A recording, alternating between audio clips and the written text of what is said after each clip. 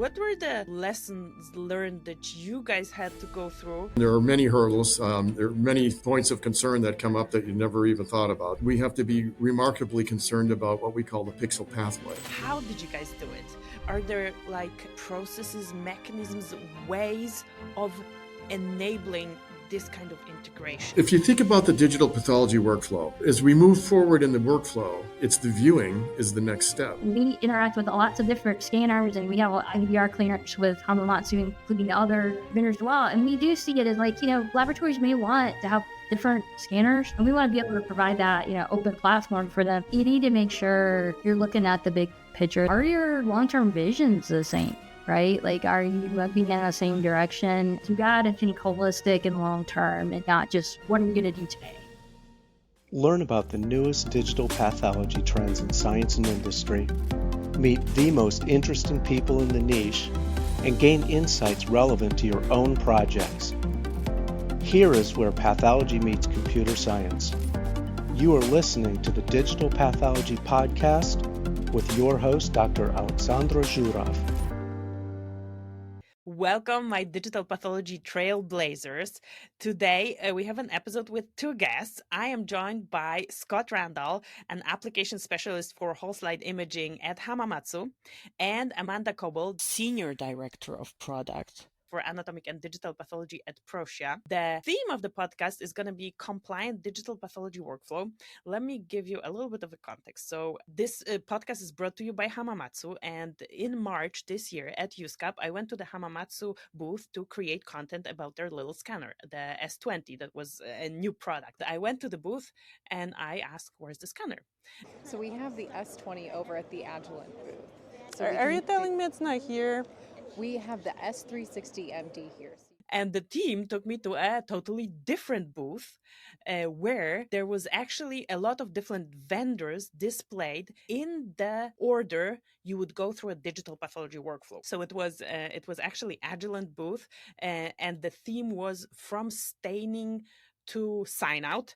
And two of the vendors highlighted there was obviously Hamamatsu and Proscia. Both of those vendors have cleared solutions for digital pathology workflow. But before we dive into it, let's start with our guest.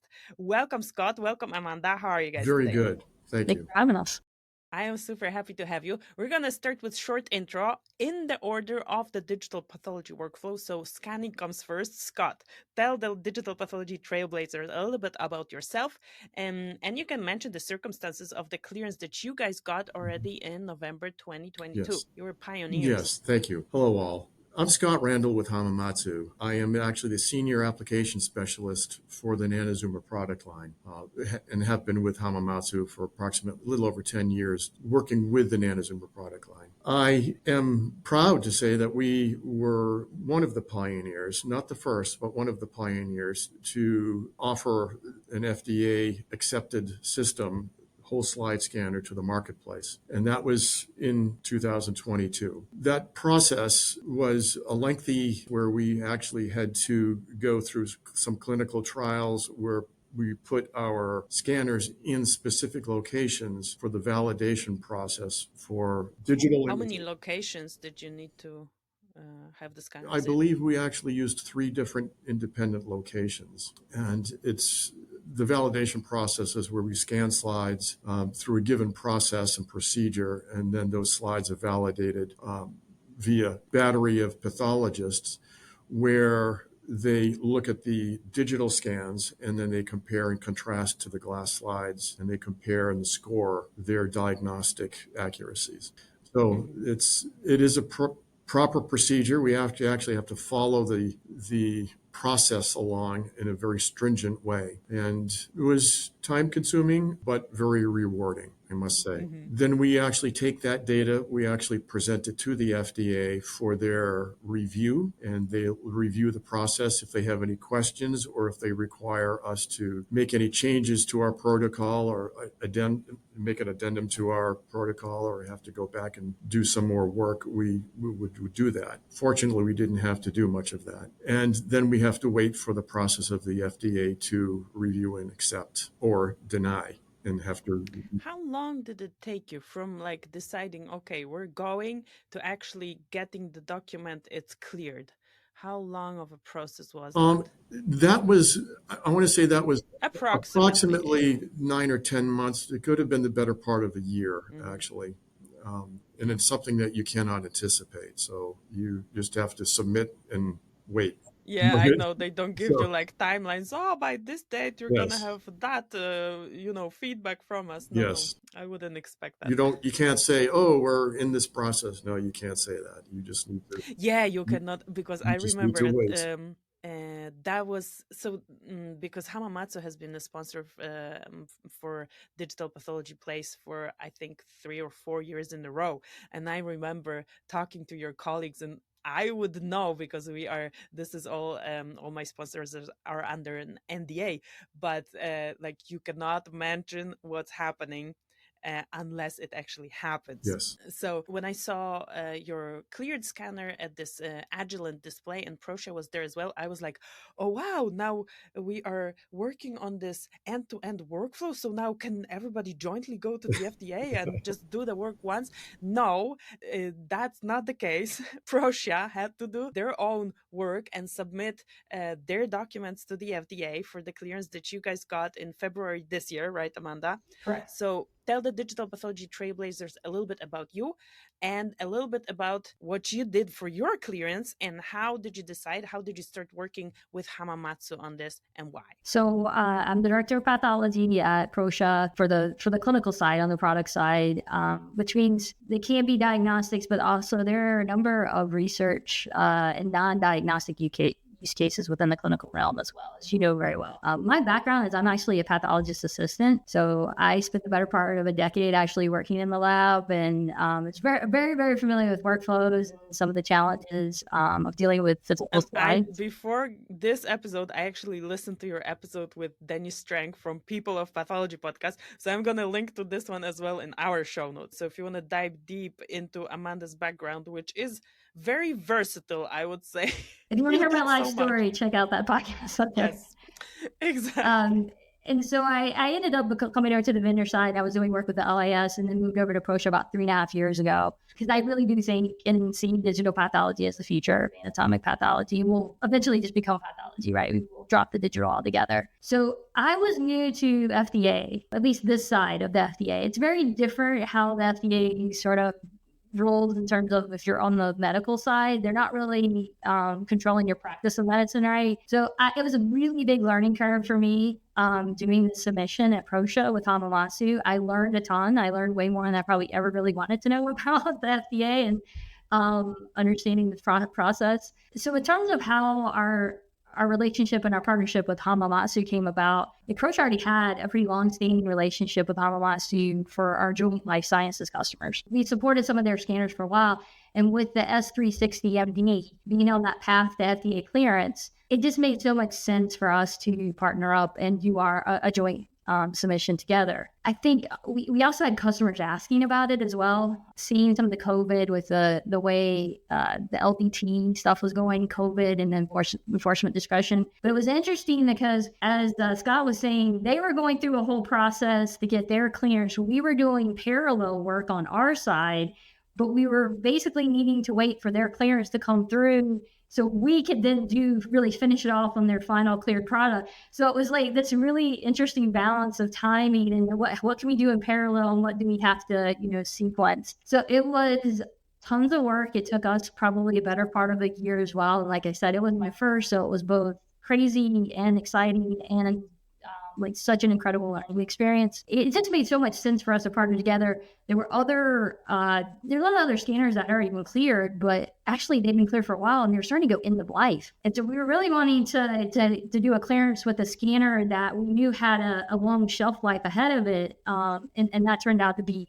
the perfect match with Hamamatsu. The digital part of the pathology workflow most of the time starts with the scanner. Scott, what were the like obstacles or lessons learned that you guys had to go through that you could then let the Proscia team know about? So that, was there anything like that, or everybody had to do their own thing because you were approaching it from different sides, hardware versus software? Although Hamamatsu also has the software component that was part of your submission, Right. right? Any hurdles, any problems, anything that you were able to say to let the colleagues at Proscia know that, hey, pay attention to this, or don't do Right. that, Right. or anything like Yes. that? Well, as you can probably understand, there are many hurdles. There are many points of concern that come up that you never even thought about. So You mentioned FDA, it kind of like equals, it's greater or equal well, hurdles. they're different. Let me say that. So, for They're example, on different. the scanner side, we have to be remarkably concerned about what we call the pixel pathway. So, Mm-hmm. the pixel pathway needs to be defined to the FDA, and then we need to maintain the pixel pathway. So, that involves what is identified within the scanner configuration, what the pixel pathway is. Once that is defined and then accepted, let's say, we need to maintain that. So, when working with Proscia, naturally, we've known Proscia for quite a long time, and when they came to us for their side of this FDA process, we were very happy to help them. When we went through our tasks to do what we needed to do, we, as I said, defined the pixel pathway. When Proscia approached us, then we needed to maintain that pixel pathway when we were started to acquire data for Proscia. So that's always, I don't want to say difficult, but we need to maintain that and be assured that we're maintaining that. And Proscia needs to be assured that we're maintaining that.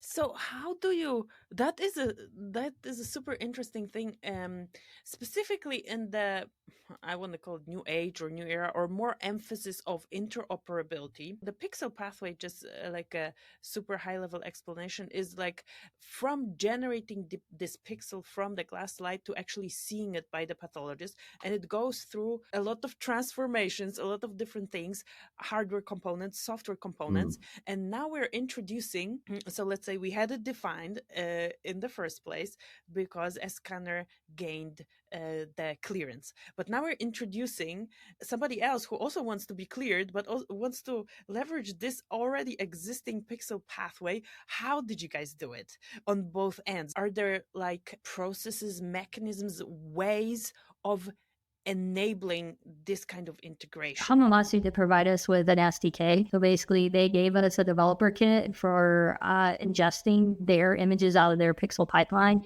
And then on the Proscia side, so essentially in that cleared system that the FDA sees as a closed system, we would be replacing the Hamamatsu NZ view in the viewer. Right, so the Proscia viewer And the now PI viewer. is replacing in that closed system. Okay, so you basically cut off the pathway. It stays as it was on the Hamamatsu sign. And Scott, correct me if I'm wrong, but I'm just like trying to figure it out for somebody who has not been in the trenches like you guys have been. So there is a defined pathway. You cut it at the place where you introduce a new component, and the rest of the pathway is being taken care of the new by the new component. Is that correct, I wouldn't even Scott? call it a new component. I would call it a replacement of a component. So the viewer as a component, our viewer replaced Hamamatsu's viewer.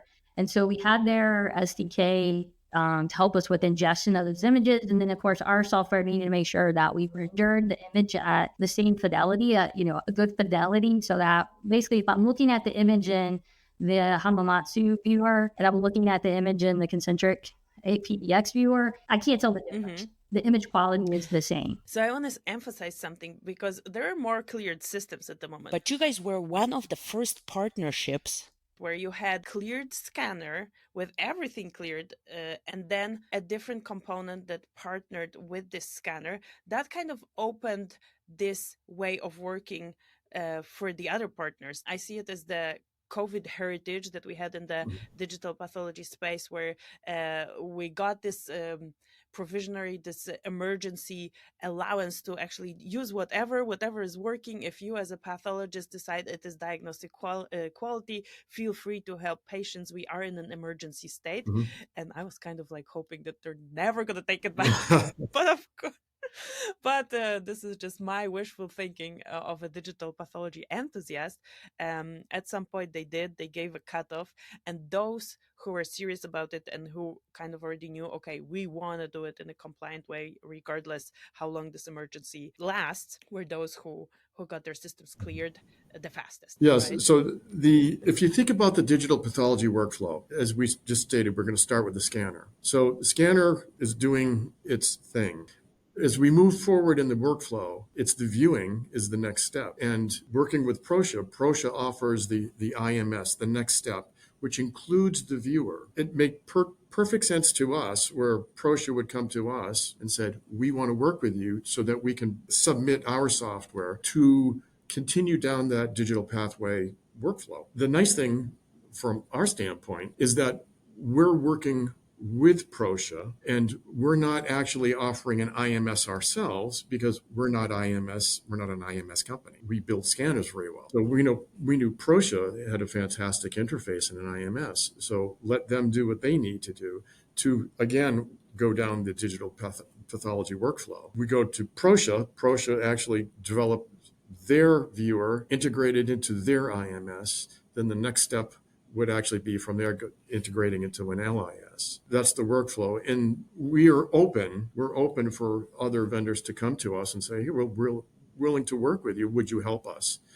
And sure, because that now offers different choices to the marketplace for digital pathology solutions and for software packages to work best for individual customers' needs, which is wonderful. And I think the point you made earlier around COVID and having that enforcement discretion, had a lot of laboratories using equipment, hardware, software that was not cleared and without any issue. I mean, I know I was a part of a meeting with the FDA shortly after, right as the enforcement discretion was ending, to talk about the data that was collected as part of the Digital Pathology Association, EPA, and collected a lot of data to show that we didn't see adverse events or anything. That was like the basis where I was so hopeful. Maybe we're gonna have enough data that they would just say it's all good. Yes. So I mean, to some extent, customers were using what they already had. So they might have already had scanners that were not clear, but they were using for research purposes or what have. Or at the time, still a lot of folks were focused on a laboratory developed test route, laboratories, the LDT route. I think that sort of opened up the door, and people were like, we've already kind of done this in practice, and we can see that there are different components that can work together very successfully. And so I knew from a Proscia standpoint, very similar to Hamamatsu, we interact with lots of different scanners, and we have IVDR clearance with Hamamatsu, including other vendors as well. And we do see it as like, laboratories may want to have different scanners from different vendors, and just a central interface, a viewer interface and IMS. You don't want to have multiple of those. You want a central software, and we want to be able to provide that, open platform for them. So I think the COVID thing sort of maybe pushed that a little bit more, because people are already we've been using lots of things that aren't a part of a connected system. But there are advantages to the type of clearance of a closed system and the type of the partnership we have with Hamamatsu. There are advantages that well than doing the sort of piecemeal component, pick your own version of things. Yes, let's talk about those advantages. Before we talk about those advantages, I want to ask a logistic question. Hamamatsu, you guys had to put the scanners in 3 different locations. The Proscia team, did you guys just need to get a certain amount of digital slides because you were comparing digital to digital, whereas Hamamatsu was doing glass to digital? What were the different logistics between your study designs for the submission? They're slightly different. For our standpoint, we did a technical performance assessment testing. We also hear people refer to it as TPA for short. And that's basically their guidelines that the FDA have put out on performing that kind of testing for digital pathology that are fairly prescriptive. And that's doing a delta E comparison between images. So what's the difference in image fidelity between the two? So we did that kind of testing. And then we also did, similar to what Hamamatsu did, is a clinical study But The diagnostic. and we had 3 concordance. different sites, but for us, we didn't have to have the scanner at each one of the sites. We just needed to have all of our slides that were used in the clinical study scanned, and we could do that in a central location. But it's interesting enough that during the study, we actually felt some of the same logistics challenges that our labs face today with trying to transfer and do logistics of physical slides across these different participated clinical sites. Once we got to the digital arm, arm of the study, it was so much easier because you could basically just quickly distribute, digital images for review, and, it was instantaneous. You can always parallelize things a bit. So I thought that was a nice take home where we basically proved our own value internally in our own practices with the clinical study. Yeah, that's what one of the advantages of digital pathology, like the most obvious one. But for the users and then downstream for the patients, what are the advantages of such a system that can be combined? It doesn't have to be scanner and everything that comes with the scanner. You can actually choose your IMS. Scott, what's your take on that?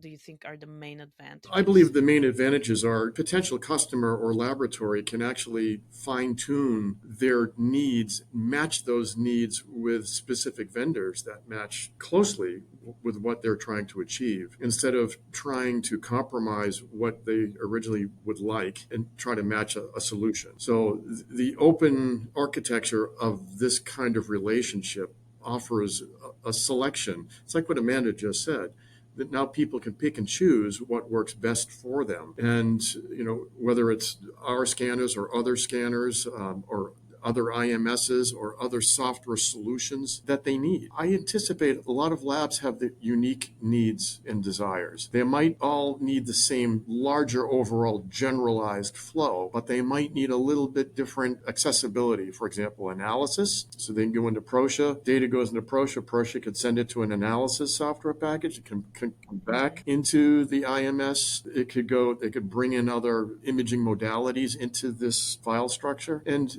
push that forward to continue down the digital pathway workflow. So or it could be very simple. If somebody doesn't need to have that accessibility, they can have a very simple architecture and environment. So it's wonderful that we're moving in this direction to offer flexibility to the customer. That's really important, Scott. You can have it both ways, right? Yes. And I think we see adoption, it's sort of through phases, right? So initially, sort of like the first type of customer we see, they're new to digital pathology. They have limited experience. They probably haven't many investments in any infrastructure. They don't have hardware, right? And maybe their main goal is just kind of reducing the complexity. And they're probably spending as much time, and we've seen this on change in management, to move from the actual scope to, the digital pathology viewer. They're just trying to get implementation and adoption within their organization. They're not necessarily thinking about all the, future things. I just want a system that's sort of somewhat turnkey, which is what we offer with our FDA cleared solution. It's cleared. I don't have to worry about, I'm not doing any kind of LBT thing, what have you. And, it's great because we also have our shared partnerships with both Agilent and Siemens Healthineers, where they may actually already have a relationship and a footprint in a lot of labs. And it's pretty easy just to add on the digital pathology piece of the workflow to the existing footprint and workflow that already exists. So that's super easy. So you can start there. And as you, develop and you get more comfortable and you start to really go fully digital, now you're thinking like how we see the second group of customers, and that's beyond just having a turn box. I want to future-proof my system. I want to think of all the different components. And then I really do care about interoperability. And I think for us, we created our Proscia Ready program, which Hamamatsu is actually a founding partner of that. And so we're really focused on not just that technical interoperability, but also support and things, so that I can, bring in and grow as a lab, and as new scanners and new things come out, I can add them. And it's not just about, okay, they technically work together, but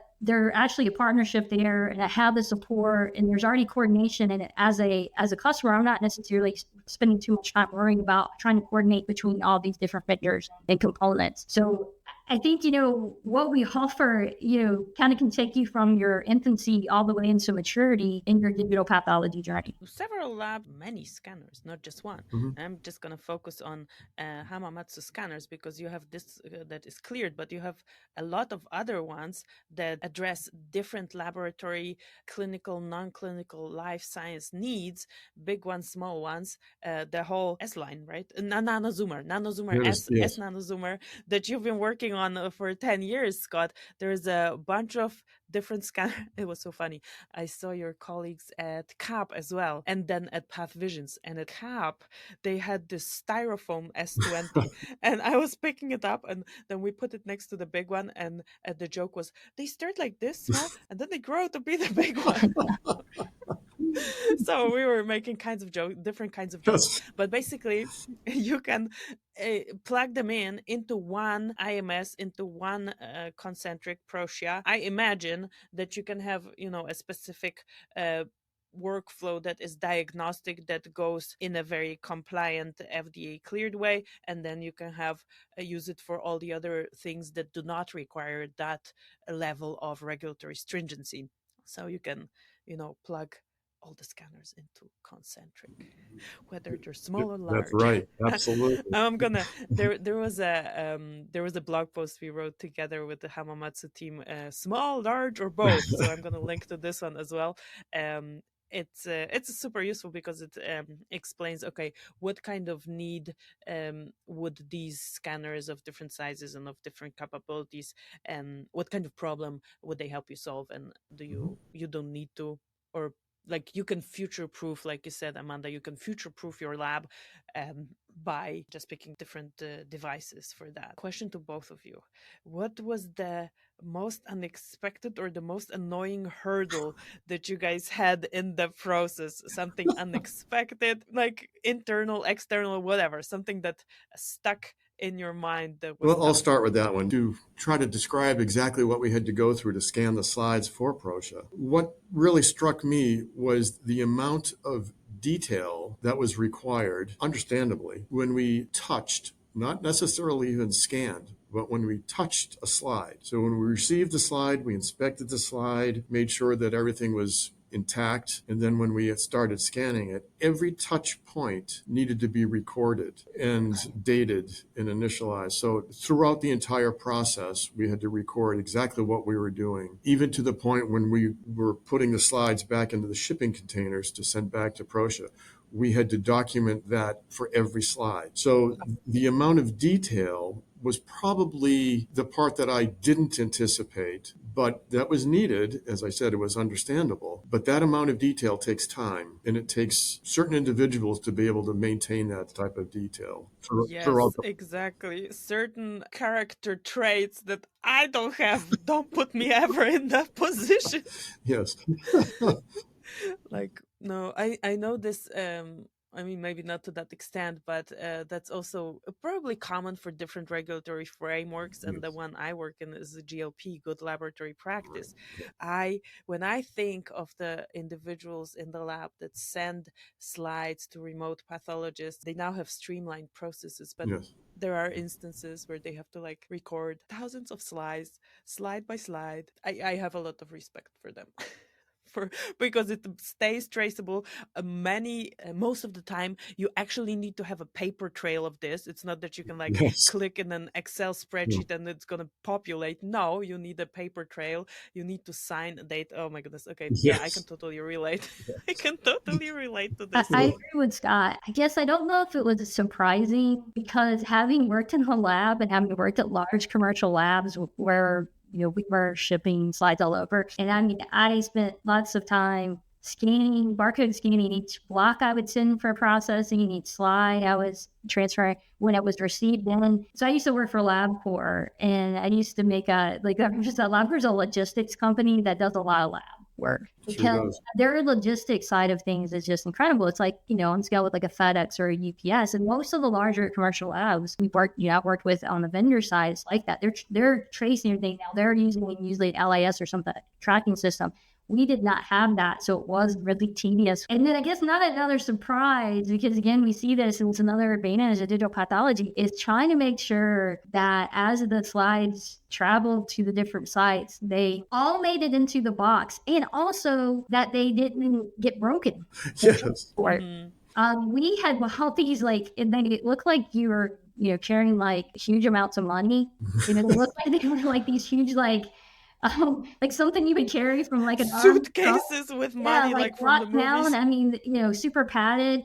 And luckily we didn't. I think we had one or two broken slides, and we had planned for that. So again, not terribly a surprise. But that, and then also the randomization. Yes. Trying to do that for physical slides as are moving to sites was tedious. Again, it's just like, wow, it was so much easier once it was in the system. We could make sure that got done pretty easily. So I think largely the logistics pieces I would agree with. Just maybe they weren't as surprising to me just because I had kind of dealt with them so much in my time within the lab. I guess maybe not a surprise, but like the extent or the how many extra miles you actually have to go to be compliant and make a compliant device is you probably cannot relate to that unless you actually went through this. I mean, it's a lot. So I have two questions, different questions for each of you. Amanda, for you, I have one because you are a former PA assistant. Can you be a former PA assistant? Because I don't think you can be a former pathologist. Former practicing, maybe? Former practicing, yeah. I'm actually keep my formerly certification practicing. Every 3 years I get on my CME, Right, so I keep my certification. So technically, if I wanted to walk back in the lab tomorrow, I could do so. You could, right? So you formerly practiced as a pathologist assistant. How do you think this solution can impact the day-to-day work of lab professionals?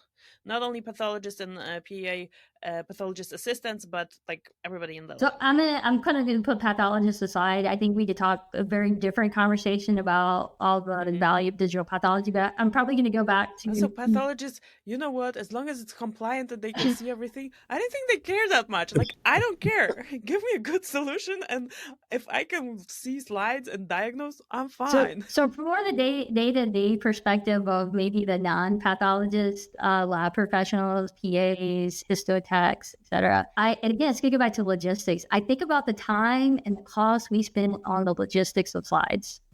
Physical slides. I can remember sitting on the floor in a pathologist's office trying to find a slide that was missing that another pathologist needed to review and was asking for. And I mean, literally just going through stacks and stacks of folders. And I think we may have finally located in the pocket of the lab coat because he had carried the slide. He had carried the slide to another pathologist's office to do a two-headed scope review at some earlier point. And he was out of office, maybe at a tumor board or something. We couldn't find him. I just think about how ridiculous that is. You think about sitting on the floor trying to find these slides.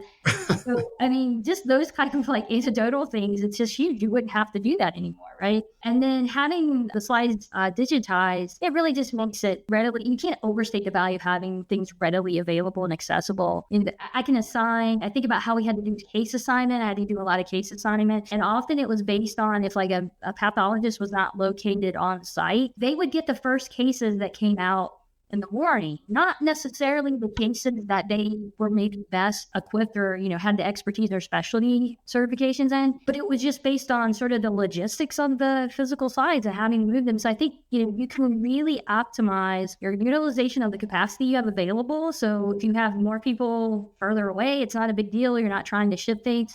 And then the expertise. So assigning by specialty and not having that be sometimes limited by where that specialty sits. And being able to so easily get a collab session or do a consult. And the many hours I spent packaging FedEx stuff and sending things off. And then for some of the consults, having to go follow back up and make sure we got our slide back. Because it could take weeks to months to get the slide actually returned. And you have to remind them, hey, we need that slide back. It's just invaluable. And I think that will increase the utilization of consults and things, and ultimately that democratizes pathology. You know when it would increase? I think if LabCorp ever like goes fully digital and publishes what they were spending for the decades before on shipping and on the basically like manual slide shuffling labor.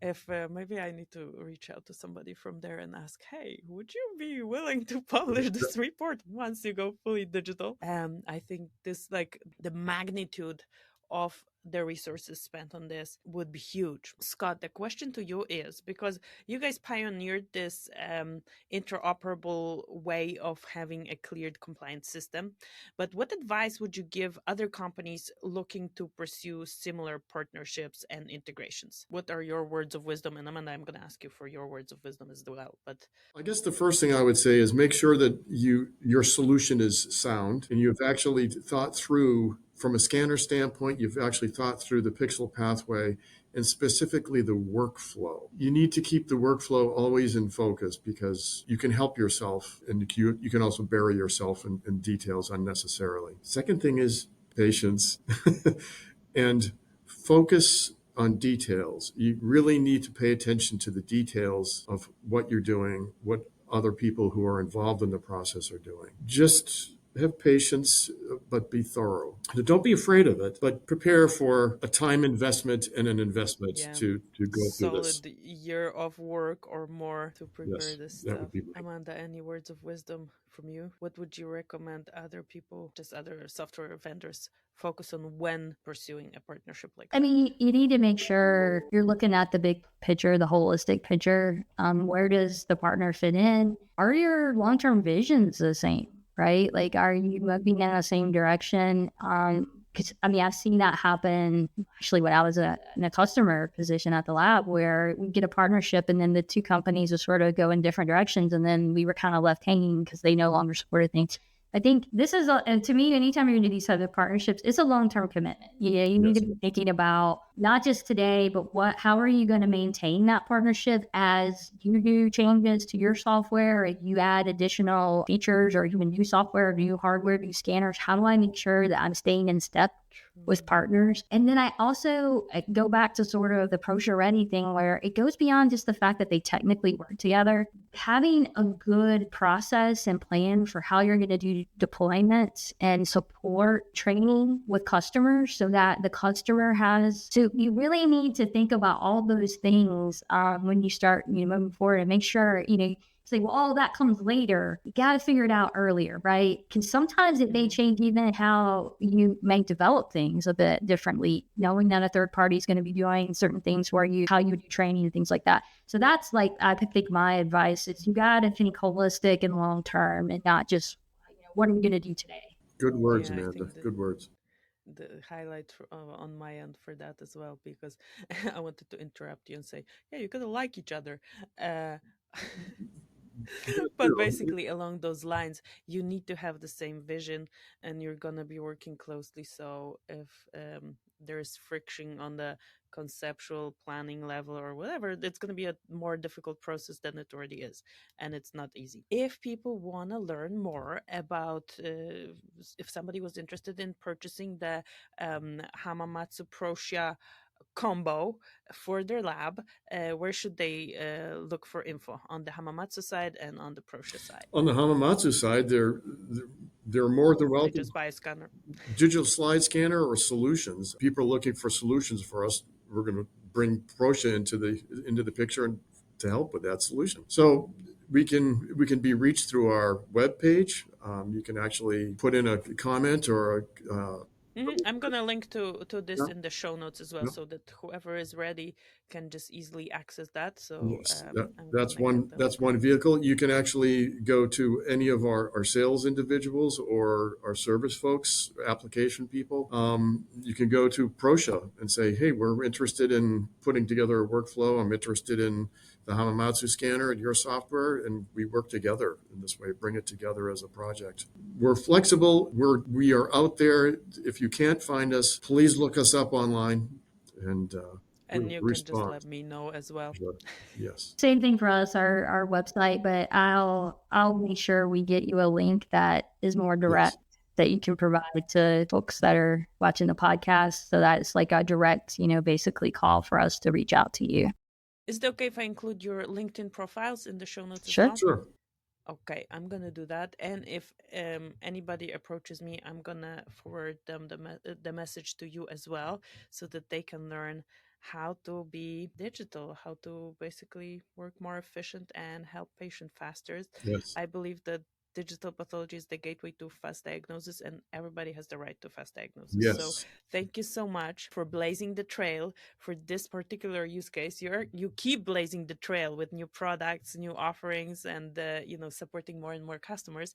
But this particular thing, you guys were the first that did it. So thank you so much, and thank you for joining me Thanks for today. Thank you, Alex. Thank you. Thank you, Amanda. Yeah, thank you guys, and thank you for Alex for helping Trailblaze and get this Yes. information out to the people that need to know it. I mean, a lot of people are struggling to figure out how to get started or how to take the next step, and I know your podcast is super valuable for that.